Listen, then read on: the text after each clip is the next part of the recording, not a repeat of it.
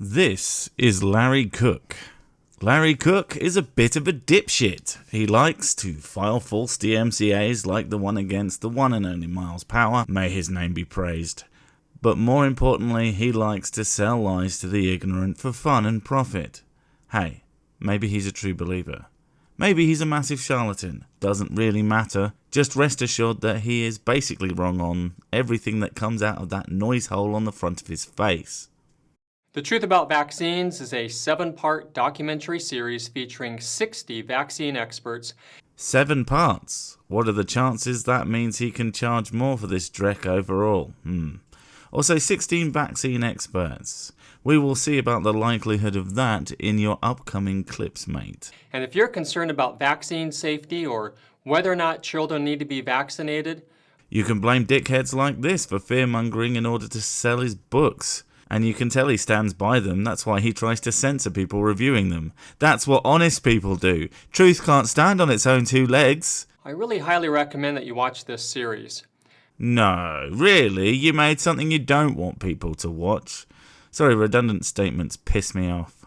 I put together a few clips directly from the series for you to take a look at. Goody gumdrops. Get us a cup of tea, would you, Errol? Here, have a look. So legally, they're classified as unavoidably unsafe. That's their legal classification. Ooh, that sounds pretty scary. I wonder what the opposite is. It must be something like super safe with fairy wings and shit. Oh no, it's unreasonably dangerous. So unavoidably unsafe doesn't mean what you're trying to assert it means, does it? In fact, unavoidably unsafe is a term used to describe pretty much any product that could have a bad effect. Knives are unavoidably unsafe, but they would be fucking useless if they were 100% safe. Fact of the matter is, they are so useful as a tool that any risk of injury that would largely occur when used improperly is massively outweighed by the incredible benefits of knives. Same thing applies.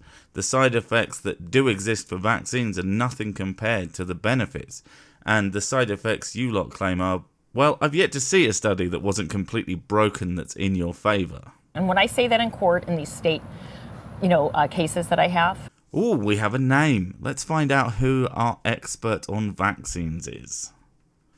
Dr. Bark has studied extensively with internationally renowned homeopaths. So no then. I mean, there's apparently more, but she's not a chemist of any description or a biologist. Her main medical qualification seems to be in neonatal, which does not make one an expert in vaccines. She doesn't have anything even resembling a degree or qualification that would make her an expert on vaccines. 0 for 1. And I hope to God you're not putting your best foot forward. Oh, who am I kidding? You could have 1,000 legs and they would all be made of breadsticks and spit. Which are not injury, obviously, that's federal court. The judges always stop me and go, what? What did you say? Well, if they know what they're doing, it's because they think that's an incredibly stupid thing for you to use as evidence for your side. Or you're muttering it at them so quietly because you know it's a stupid thing to say. Wait, repeat that. And I'm like, they're legally classified as unavoidably unsafe, Your Honor. And then they're like, whoa, wait a minute. Whoa, wait a minute. This bitch is retarded. That there is a greater risk to vaccination than there is benefit. Absolute twaddle, Larry. Let's take a look at your profile. Pediatrician. So, again, a doctor, but that doesn't make him a vaccine expert. More tellingly, holistic. That word used to mean treating the whole body, which is still largely meaningless sophistry, but now simply means woo-peddling dipshit. Let's hear what he has to say. The public is learning this. They are learning it firsthand, and they're learning it by doing their research. Doing your research on blogs from charlatans who near universally have an alternative to sell you, and then assuming you know more than people who spend their lives studying and doing actual research with experiments and writing papers versus your whole entire 10 hours over the last year. Yeah, good job. And every attempt is being made to stop them from learning it. Is it though? Is it illegal? Nope. Hell, it's not even a crime to deliberately spread this kind of misinformation. It's fine as long as you add the This isn't really medical advice, lol, caveat. And you see that all the time, and yet people still happily roll with this shit like it's good advice. Madness. And ultimately, me making fun of you and people like you and pointing out when you're being morons can't stop someone who wants to believe. So maybe don't pull shit out of your ass. Who am I kidding? That's your bread and butter. The science is clear. It is. You're fucking wrong. The vaccine ingredients are clearly poisoning the body. Even those elements that are, that's bad because I heard it once. It's the dose that makes the poison. A small amount heals, a large amount kills. And the amount we deal with in vaccines are minuscule. The anti-vaxxer favourite, mercury, even the vaccines that had it in, had less mercury than a fucking tuna sandwich. And the brain. Don't pretend you have a brain. Oh, the Gardasil vaccine causes so many debilitating things. So maybe I'm not a scientific researcher. I don't know how to set all those things up. In terms of some autoimmune conditions, like something called POTS syndrome, I think there's something upwards to 180 confirmed deaths from that vaccine, and I'd say that's a pretty serious side effect. Gardasil is the vaccine for the HPV virus, and some people who have been given the vaccine at some point afterwards have died. That is pretty much always the link between vaccines and something, but as we all know, correlation does not equal causation. You might as well say drinking water is fatal, as 100% of people who drink water have or will die. Cancer is not a public health concern. What? Cancer is not a public health concern. So cancer isn't a big deal. What the absolute buggering tits. Apart from the fact that it's one of the biggest causes of death, full stop, and the anecdotal shit stacks up with it too. Everybody knows someone with or who has had some form of cancer. I myself know like half a dozen people, and it's probably more than I realise, because obviously it's only the people I know well enough who would tell me in the first place. This is so absurd. I can only assume that she's some kind of rock creature who went to Try Not to Fall Down and Break Your Arm University to get a degree in penis sculpting, to have not ever heard of this. So public health officials should not be mandating. Well, according to her website, I assume it's hers, it's for her book. She's a chemist and a molecular biologist. And to be fair, that's exactly the kind of stuff I was looking for in a vaccine expert. Shocked by this, and I assumed it to be true, I did a little digging on our Judy here, and I have come away with a little story. A strange one at that. Dr. Judy is convinced the retrovirus XMRV, I'm not even going to attempt to explain exactly what that is, but she thinks this thing is responsible for chronic fatigue syndrome. She produced a study and was published in a journal. Now, when trying to replicate this study, the results were very mixed. While people were trying to replicate these, she lost her job at the lab she was working at, and for some reason stole some of the notes she did while working there that she was supposed to leave, and was even arrested for it. Her claim is she simply wanted to copy them, but I feel there are probably better ways to do that. The charges were, however, dropped, and in the meantime, one Walter Ian Lipkin, or Ian Lipkin as he seems to like to be known, one of the scientists trying to replicate her study, found that the most likely explanation for Dr. Judy's results were laboratory contamination. Her study has also been retracted, but don't worry, she's got a book to sell you that basically says the same thing, but doesn't have to go through that pesky peer review, so hooray.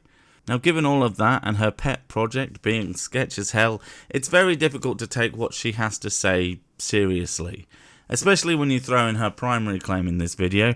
And I'm not going to say not a vaccine expert, but also not vaccine expert.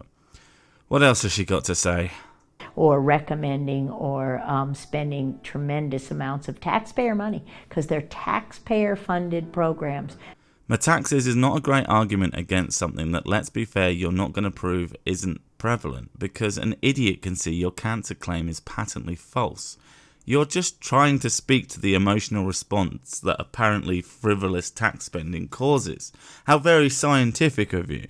to vaccinate everyone, And No, they're not. And at this point, I'm not sure if this is just you misspeaking or if you are so utterly ignorant to the facts that you are unaware of those who simply cannot have vaccines.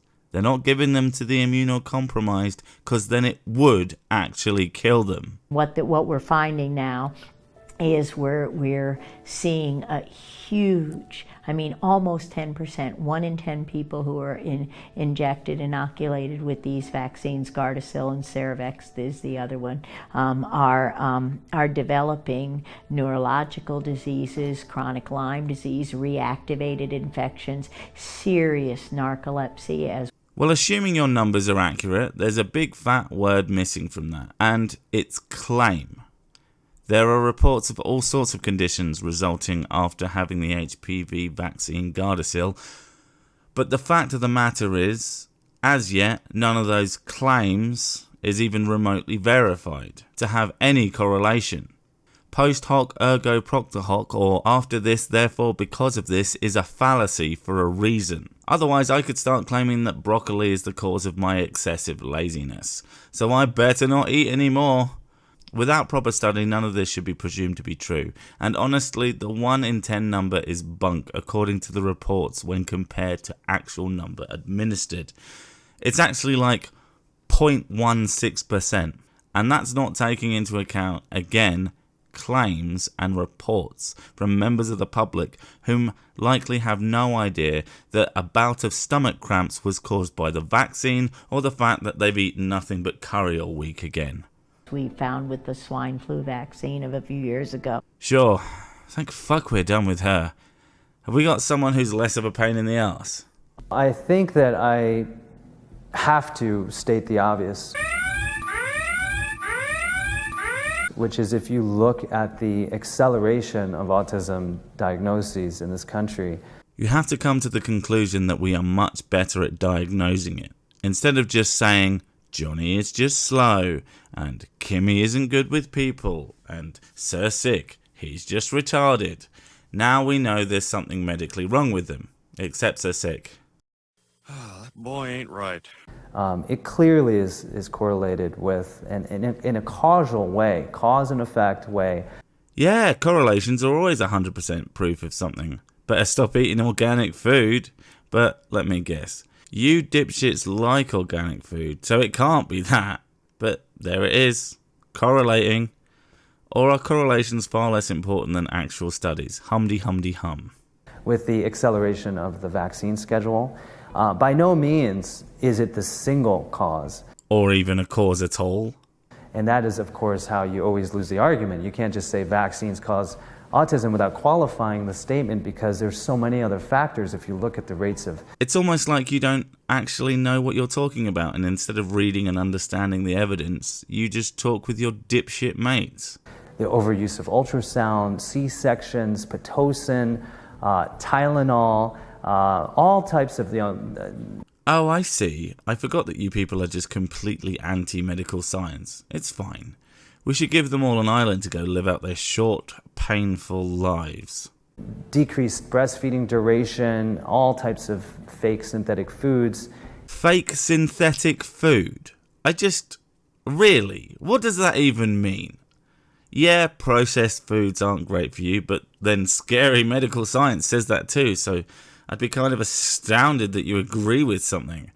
Of course, we know that you mean any GM food, except the ones that you arbitrarily like, because you don't understand that a banana is just as modified as golden rice.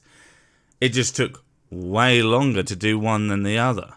But ultimately, none of this food is fake. It exists and you can eat it. Otherwise, any food that has been cooked or prepared in any way becomes fake synthetic food, you basket case. There's clearly hundreds of causes, but when you really look at what autism is, it is a vaccine-induced brain damage. No, it isn't. People who have never been vaccinated have autism. How did they get it, Sayer G? I see you there, motherfucker, with your natural news ripoff. You ain't even a doctor. I'm surprised they didn't find a way to give you at least some sort of fancy-sounding title. I mean, that's about 90% of your lot's argumentation. Dr. Lying by my Bookington got his medical degree at Advanced Woology from the University of Fakington, Arizona.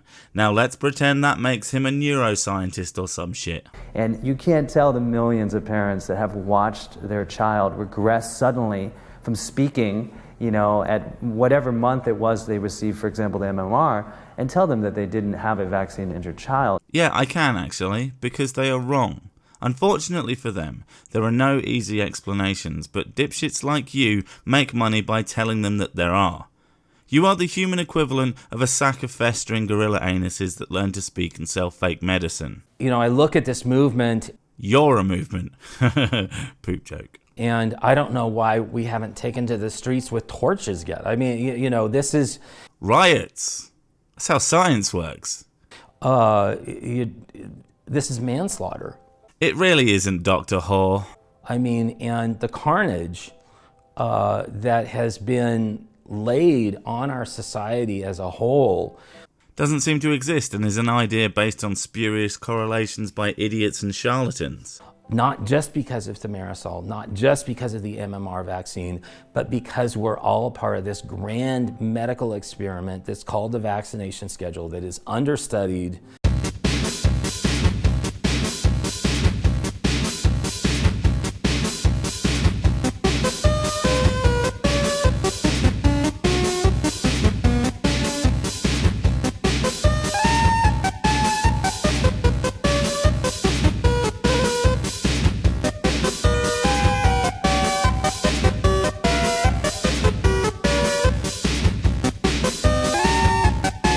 That is only studied by the CDC in order to quell the masses. CDC is not there to tell the truth. Don't make me get my list again, Dr. Prozzy. As you can see, there's probably some information in here that you've never heard of before. That may well be the only true thing said in this video, but gibbering mental patients sharing their pet conspiracy isn't useful information to anybody but those of us who find it hilarious. And, there's a reason for that.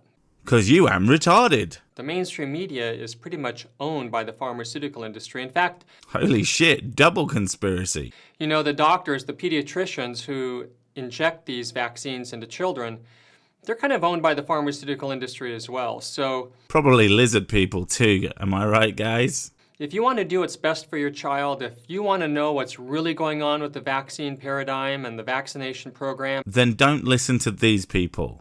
Listen to experts who, shockingly, aren't out to eat your children and don't expect you to buy their books. And how children are being injured or even being killed by vaccines and why parents are opting to go completely vaccine-free. I might too if I was constantly being lied to by morons. Watch this program.